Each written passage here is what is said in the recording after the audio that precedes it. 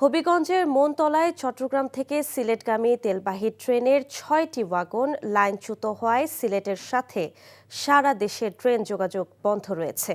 এ ঘটনায় ৫ সদস্যের তদন্ত কমিটি গঠন করে ৩ কার্যদিবসের মধ্যে প্রতিবেদন দাখিলের নির্দেশ দেওয়া হয়েছে।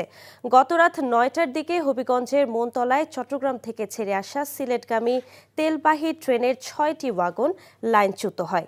এতে একটি ওয়াগন ব্রিজের নিচে পড়ে যায়, ৫টি ওয়াগন একেবারে উল্টে যায়। এরপর থেকে সিলেটের সাথে সারা দেশের ট্রেন যোগাযোগ বন্ধ রয়েছে। উদ্ধারকারী ট্রেন গিয়ে ওয়াগনগুলো রেল লাইন থেকে সরানোর চেষ্টা চালাচ্ছে। দুপুর নাগাদ ট্রেন চলাচল স্বাভাবিক হবে বলে আশা করছে কর্তৃপক্ষ।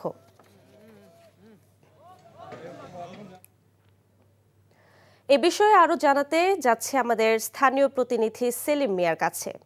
সেলিম, কখন নাগাদ ট্রেন চলাচল স্বাভাবিক হতে পারে এবং ওয়াগনের তেলের কি অবস্থা?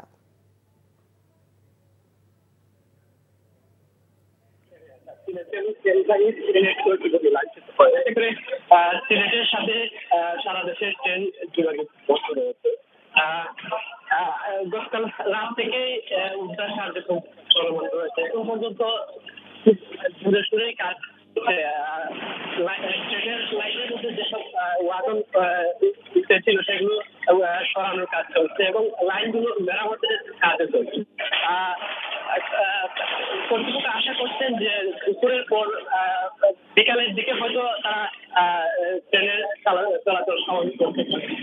সিলেট থেকে এখন পর্যন্ত বেশ কটি ট্রেনের শিডিউল বিঘ্নিত হয়েছে এবং যেসব ট্রেনের যাত্রা বাতিল করা হয়েছে বাতিল হওয়া যাদের টিকিট ছিল সেই টিকিটের সহ ফেরত দেওয়ার খবর আমরা জানতে পেরেছি স্টেশন মাস্টারের কাছ থেকে। তো এখন পর্যন্ত কাজ চলমান রয়েছে। আশা করা যাচ্ছে যে বিকালের দিকে হয়তো উদ্ধার কার্যক্রম শেষ হলেই সারা দেশের সমস্ত সিলেটের ট্রেন চলাচলের ব্যবস্থা হবে বলে আশা করা যাচ্ছে। তো এই ছিল হবিগঞ্জের মন্ত্রণ থেকে সবশেষ।